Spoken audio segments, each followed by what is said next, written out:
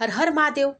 आज आपण एका अशा दिव्य प्रवासाला निघालो आहोत जिथे श्रद्धा, इतिहास, विज्ञान, रहस्य यांचा अद्भुत संगम पाहायला मिळतो.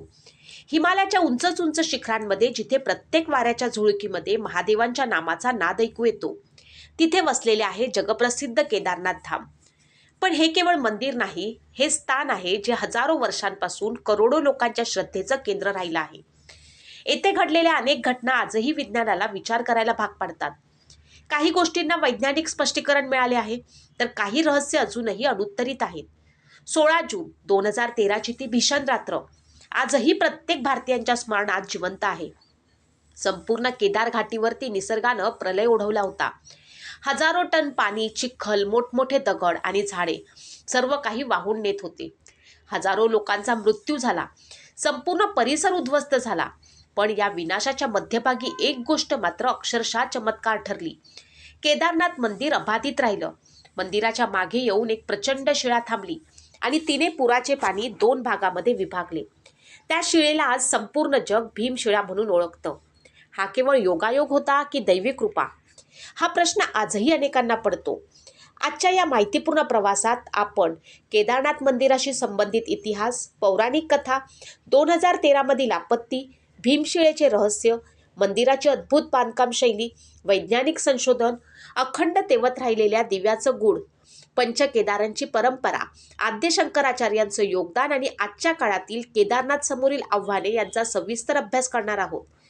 त्यामुळे हा व्हिडिओ शेवटपर्यंत नक्की पहा.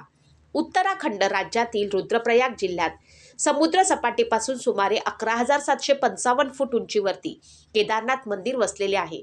या उंचीवर पोचल्यावरती हवेत ऑक्सिजनचे प्रमाण मैदानाच्या तुलनेत जवळपास निम्मे असते. मंदिराच्या सभोवताली केदार पर्वत, भरतकुंड, इतर विशाल हिमालयीन शिखरे उभी आहेत. ही पर्वतरांग इतकी भव्य आहे की असे वाटते की जणू निसर्गानं स्वतःच या मंदिराभोवती एक विशाल नैसर्गिक देवालय उभारले आहे. याच परिसरातून मंदाकिनीसह अनेक नद्या उगम पावतात. मंदाकिनी नदी या संपूर्ण प्रदेशाची जीवनवाहिनी मानली जाते. केदारनाथ मंदिराचे स्थान अतिशय वैशिष्ट्यपूर्ण आहे. 3 बाजूंनी उंच पर्वत असल्यामुळे मंदिराला नैसर्गिक संरक्षण लाभते. पण याच ठिकाणी सर्वात मोठा प्रश्न निर्माण होतो. हजारो वर्षांपूर्वी ना आधुनिक यंत्रसामग्री होती, ना रस्ते होते, ना हेलिकॉप्टर होते. अशा दुर्गम आणि अत्यंत उंच भागात एवढे भव्य मंदिर कसे उभारले गेले? इतके मोठे दगड येथे आणले कसे आणि इतक्या अचूक पद्धतीने बसवले कसे? हा प्रश्न आजही इतिहासकार आणि संशोधकांना पडतो. अनेक तज्ज्ञांच्या मते आपल्या पूर्वजांकडे अभियांत्रिकी, भूगोल आणि वास्तुशास्त्राचे असे ज्ञान होते जे आजही पूर्णपणे समजलेले नाही.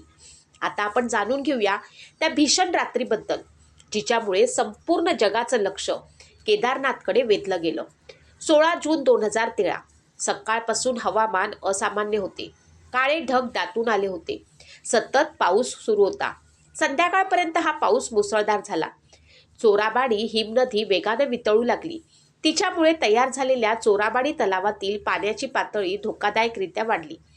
रात्री सुमारे 9च्या सुमारास या तलावाचा नैसर्गिक बांध फुटला आणि प्रचंड वेगानं अब्जावधी लिटर पाणी केदार घाटीकडे धावू लागलं. या पाण्यासोबत प्रचंड मोठमोठे दगड, झाडे, चिखल, मलबाही वाहत होता. मंदाकिनी नदीने रौद्ररूप धारण केलं. काही तासातच संपूर्ण परिसर उद्ध्वस्त झाला. हजारो घरं, हॉटेल्स, दुकानं, धर्मशाळा क्षणार्धात वाहून गेली. हजारो लोकांचा मृत्यू झाला आणि लाखो लोकांना बचाव कार्याद्वारे सुरक्षित ठिकाणी हलवावे लागले. पण या प्रलयामध्ये घडलेली एक घटना आजही सर्वांसाठी आश्चर्याचा विषय आहे. प्रचंड वेगाने वाहत आलेली जवळपास 1000 मेट्रिक टन वजनाची एक विशाल शिळा मंदिराच्या अगदी मागे येऊन थांबली. त्या शिळेमुळे पुराचे पाणी 2 भागात विभागले गेले आणि मंदिरावरती थेट आघात होण्यापासून ते वाचले. आज ही शिळा भीमशिळा म्हणून ओळखली जाते आणि लाखो भाविक तिचं दर्शन घेतात. महाप्रलयानंतरही अबाधित राहिलेल्या या मंदिरामागे केवळ अभियांत्रिकीच नाही, तर एक प्रचंड प्राचीन पौराणिक कथा देखील जोडलेली आहे. ही कथा महाभारताच्या युद्धानंतरची आहे. 18 दिवस चाललेल्या त्या भीषण युद्धात लाखो योद्ध्यांचा मृत्यू झाला. पांडवांनी युद्ध जिंकले होते, परंतु विजय मिळूनही त्यांच्या मनामध्ये आनंद नव्हता. स्वतःच्या नातेवाईकांचा, गुरुजनांचा आणि आप्तेष्टांचा वध केल्याची खंत त्यांना सतावत होती. विशेषतः युधिष्ठिर अत्यंत दुःखी झाले होते. त्यांनी भगवान श्रीकृष्णांना विचारले, या पापापासून मुक्त होण्याचा मार्ग कोणता? त्यावरती श्रीकृष्ण म्हणाले, या पापातून मुक्ती देण्याची शक्ती केवळ भगवान महादेवांकडे आहे, त्यांची कृपा मिळवा. त्यानंतर पांडव द्रौपदीसह भगवान शिवांचा शोध घेण्यासाठी निघाले. त्यांनी प्रथम काशी गाठली, पण भगवान शिव तेथे नव्हते. त्यानंतर त्यांनी गुप्तकाशीचा प्रवास केला, पण तेथेही त्यांना दर्शन झालं नाही, कारण भगवान शिव पांडवांवरती रुष्ट होते. त्यांना वाटत होते की युद्ध जरी धर्मासाठी झालं असलं तरी पांडवांनी आपल्या कर्माचे प्रायश्चित स्वतः अनुभवले पाहिजे. म्हणून त्यांनी नंदी म्हणजे बैलाचे रूप धारण केले आणि हिमालयातील दुर्गम प्रदेशात लपून बसले. पांडवांनी हार मानली नाही. त्यांनी हिमालयातील प्रत्येक दरी, प्रत्येक पर्वत, प्रत्येक गुहा पालथी घातली. अनेक दिवसांच्या शोधानंतर त्यांना केदार प्रदेशात नदींचा मोठा कळप दिसला. भीमाने एक युक्ती आखली. त्यानं आपलं विशाल रूप धारण केलं आणि 2 पर्वतांच्या मध्ये पाय पसरून उभा राहिला, जेणेकरून कोणताही बैल त्याच्या पायाखालून गेल्याशिवाय पुढे जाऊ शकणार नाही. सर्व बैल भीमाच्या पायाखालून पुढे गेले, पण एक बैल मात्र थांबला. भीमाला लगेच समजलं की हे साधे जनावर नसून स्वतः भगवान शिव आहे. त्याने त्या बैलाला पकडण्याचा प्रयत्न केला. त्या क्षणी भगवान शिव पृथ्वीवरनं विलीन होऊ लागले. भीमाने तात्काळ त्यांचा पाठीचा भाग पकडला. पांडवांची निष्ठा, पश्चाताप आणि भक्ती पाहून भगवान शिव प्रसन्न झाले. त्यांनी त्यांना दर्शन दिले आणि त्यांच्या पापातून मुक्त केले. त्याचवेळी भगवान शिव म्हणाले, तुम्ही माझ्या पाठीचा भाग धरला आहे, म्हणून मी या ठिकाणी या स्वरूपात सदैव विराजमान राहील. असे मानले जाते की केदारनाथमधील शिवलिंग हे बैलाच्या पाठीसारख्या आकाराचे असल्याचे हेच कारण आहे. पुढे भगवान शिवांच्या शरीराचे इतर भाग हिमालयातील वेगवेगळ्या ठिकाणी प्रकट झाले. केदारनाथ येथे पाठीचा भाग, तुंगनाथ येथे भुजा, रुद्रनाथ येथे मुख, मध्य महेश्वर येथे नाभी आणि कल्पेश्वर येथे जटा प्रकट झाल्या. ही 5ही पवित्र स्थाने मिळून पंचकेदार म्हणून ओळखली जातात आणि त्यामध्ये केदारनाथला सर्वात महत्त्वाचं स्थान प्राप्त आहे. असे मानले जाते की पांडवांनीच या ठिकाणी सर्वप्रथम मंदिराची स्थापना केली. पुढे अनेक शतकानंतर हे मंदिर काळाच्या ओघात हिमवर्षावामुळे झाकले गेले.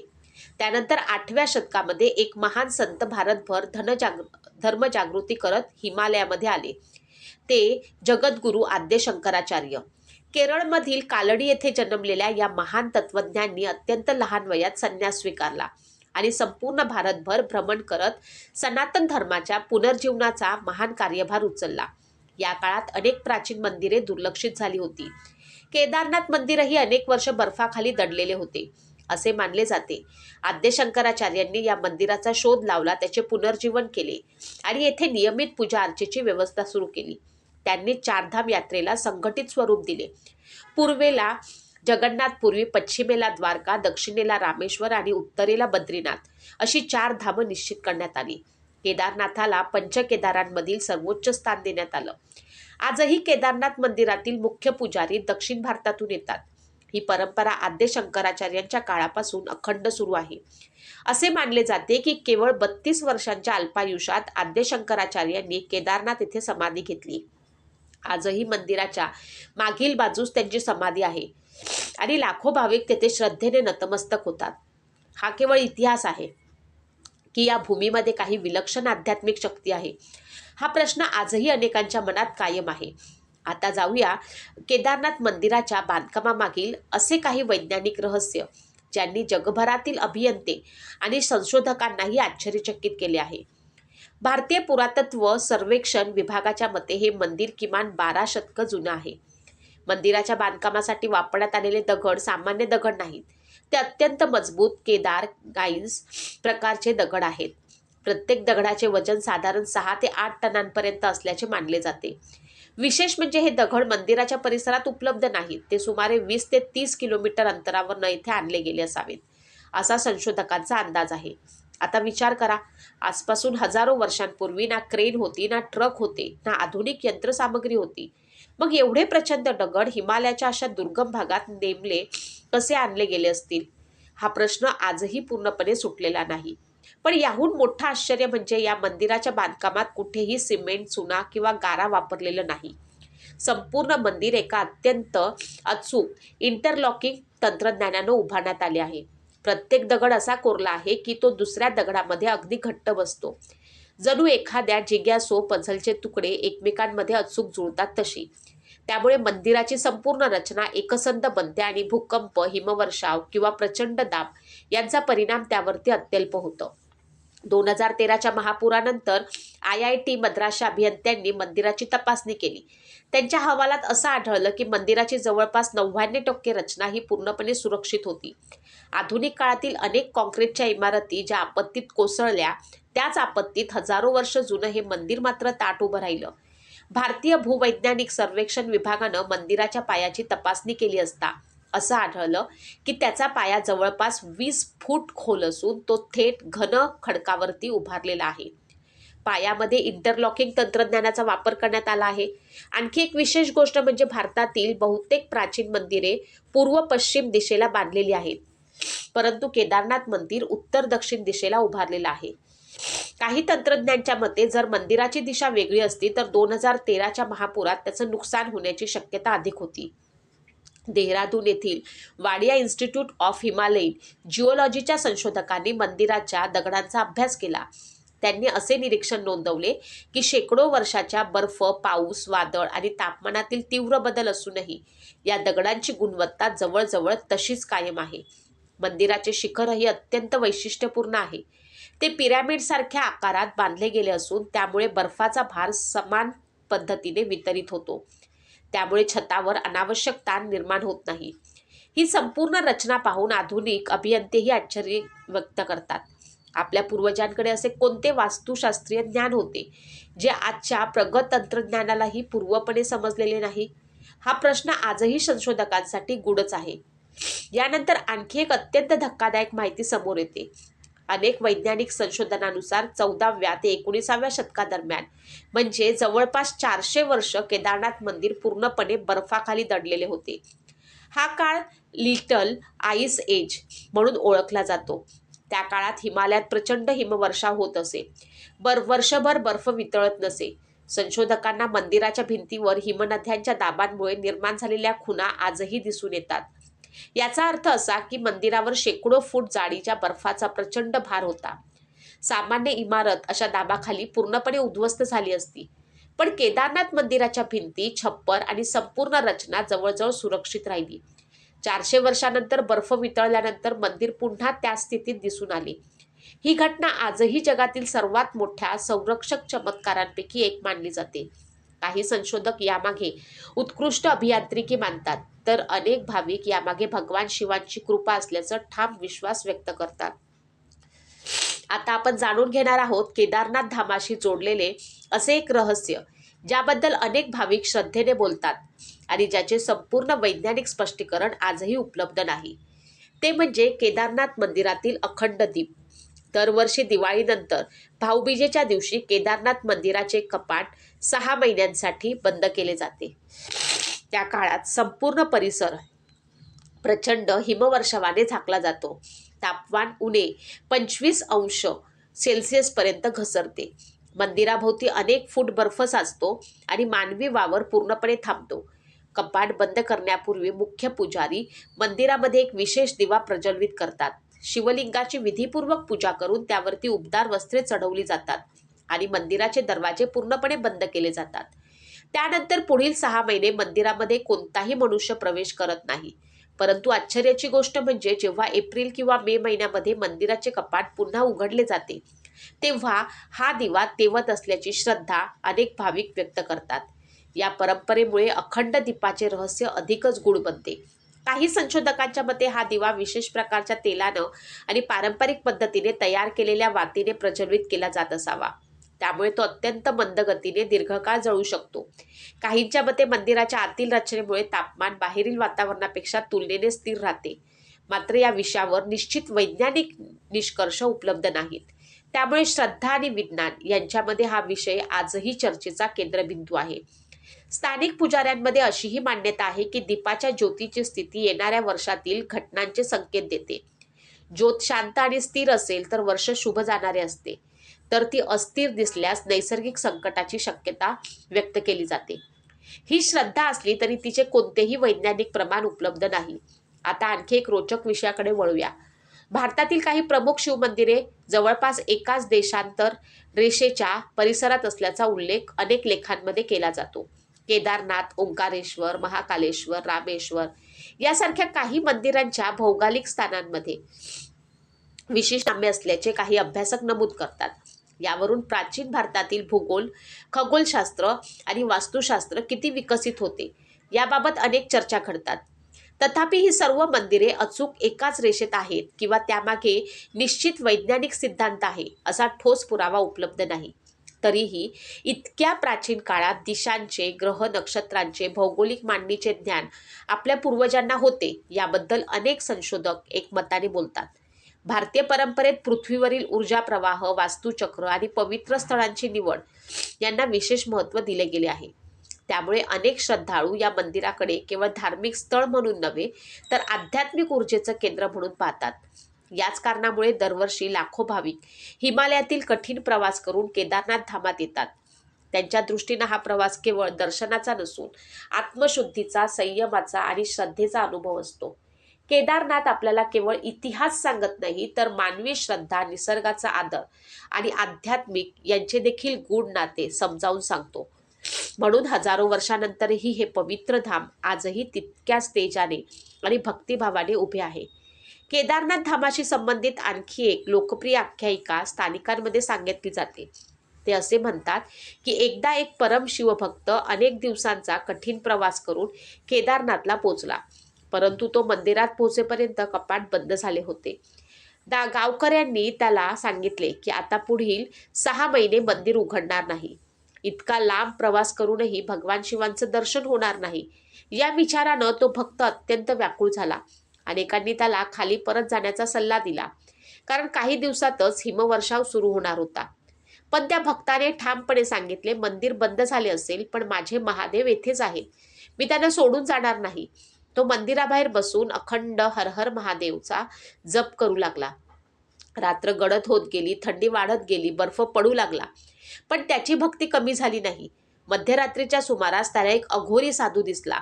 अंगावर भस्म, गळ्यात रुद्राक्ष, हातात डमरू आणि चेहऱ्यावरती विलक्षण तेज. त्या अघोरीने विचारलं, इतक्या थंडीत इथे का बसला आहेस? भक्तानं उत्तर दिलं, मला माझ्या भोलेनाथाचं दर्शन हवं आहे. अघोरी हसला आणि म्हणाला, जर तुझी श्रद्धा खरी असेल तर माझ्यासोबत चल. तो भक्त त्यांच्या मागे गेला. मंदिरातील एका गुहेत अघोरीनं त्याला ध्यान करण्यास सांगितले. भक्ताचे डोळे मिटले. काही क्षणात त्याला तेजस्वी प्रकाश दिसू लागला आणि त्या प्रकाशातून भगवान शिवांचं दिव्य रूप प्रकट झालं अशी श्रद्धा सांगितली जाते. जेव्हा त्यानं डोळे उघडले तेव्हा अघोरी तेथे नव्हता. फक्त हर हर महादेवचा नाद वातावरणात घुमत होता. दुसऱ्या दिवशी गावकरी त्या भक्ताला शोधत आले तेव्हा तो गाढ ध्यानावस्थेत बसलेला होता. या कथेत ऐतिहासिक पुरावा नसला तरी तिचा संदेश अत्यंत सुंदर आहे. खरी भक्ती ही मंदिराच्या उघड्या दरवाजांवरती अवलंबून नसते. भगवान शिव आपल्या भक्तांच्या श्रद्धेत वास करतात अशी भावना या कथेतून व्यक्त होते. केदारनाथांशी जोडलेली आणखी एक प्रसिद्ध श्रद्धा म्हणजे भैरवनाथ मंदिर. मुख्य मंदिरापासून थोड्या उंचीवरती भैरवनाथांचं प्राचीन मंदिर आहे. स्थानिक परंपरेनुसार जेव्हा हिवाळ्यात केदारनाथ मंदिराचं कपाट 6 महिन्यांसाठी बंद होतं तेव्हा संपूर्ण क्षेत्राचं रक्षण करण्याची जबाबदारी भैरवनाथांवरती असते. अनेक स्थानिक रहिवासी सांगतात की हिवाळ्यातील काही रात्री मंदिर परिसरातून घंटानाद, मंत्रोच्चार किंवा रहस्यमय प्रकाश दिसल्याच्या कथा पिढ्यानपिढ्या सांगितल्या जातात. या दाव्यांना वैज्ञानिक पुरावे उपलब्ध नाहीत, परंतु स्थानिक लोकांच्या श्रद्धेमध्ये त्यांना अत्यंत महत्त्वाचं स्थान आहे. काही लोकांनी बर्फामध्ये त्रिशूळधारी तेजस्वी आकृती फिरताना पाहिल्याचा दावा केला आहे, तर काही कथांमध्ये मंदिरात चोरी करण्याचा प्रयत्न करणारे लोक अज्ञात भीतीमुळे पळून गेल्याचा उल्लेख आढळतो. या कथा इतिहास म्हणून नव्हे तर स्थानिक लोकपरंपरा, श्रद्धेचा भाग म्हणून पाहणे अधिक योग्य ठरेल. 2013च्या महापुरानंतरही अनेकांनी असा विश्वास व्यक्त केला की भैरवनाथांनीच केदारनाथ मंदिराचे रक्षण केले. वैज्ञानिकांनी मात्र मंदिर वाचवण्यामागे त्याचे मजबूत बांधकाम, नैसर्गिक भौगोलिक रचना आणि मंदिरामागे थांबलेल्या भीमशिळेची महत्त्वाचा वाटा असल्याचे स्पष्ट केले. श्रद्धा आणि विज्ञान या दोन्ही बाजू समजून घेतल्यावर केदारनाथांचे महत्त्व आणखी वाढते. येथे येणारा प्रत्येक भाविक प्रथम भैरवनाथांचं दर्शन घेऊन नंतर मुख्य मंदिरात जातो. ही परंपरा आजही मोठ्या श्रद्धेने पाळली जाते. स्थानिक संस्कृतीचा अविभाज्य भाग मानली जाते. आजच्या काळात केदारनाथ धामसमोर एक वेगळंच आव्हान उभं राहिलं आहे. ते म्हणजे वाढते पर्यटन, बदलते हवामान आणि निसर्गावरती वाढणारा मानवी ताण. दरवर्षी लाखो भाविक भगवान केदारनाथांच्या दर्शनासाठी येथे येतात. ही श्रद्धेची बाब असली तरी इतक्या मोठ्या प्रमाणावरती होणारी गर्दी हिमालयाच्या नाजूक पर्यावरणासाठी चिंतेचा विषय ठरत आहे. रस्त्याचे रुंदीकरण, नवीन बांधकाम, वाढणाऱ्या हेलिकॉप्टर सेवा, प्लास्टिक, कचरा आणि अनियंत्रित विकास यामुळे या परिसराच्या नैसर्गिक संतुलनावरती परिणाम होत असल्याची चिंता अनेक पर्यावरण तज्ज्ञ व्यक्त करतात. हिमालय हा अजूनही भूगर्भीय दृष्ट्या तरुण पर्वतरांगांचा भाग आहे.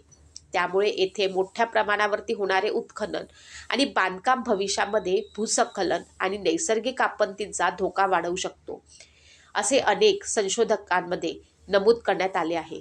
केदारनाथ हे केवळ पर्यटन स्थळ नाही, तर हजारो वर्षांची आध्यात्मिक परंपरा जपणारे पवित्र तीर्थक्षेत्र आहे.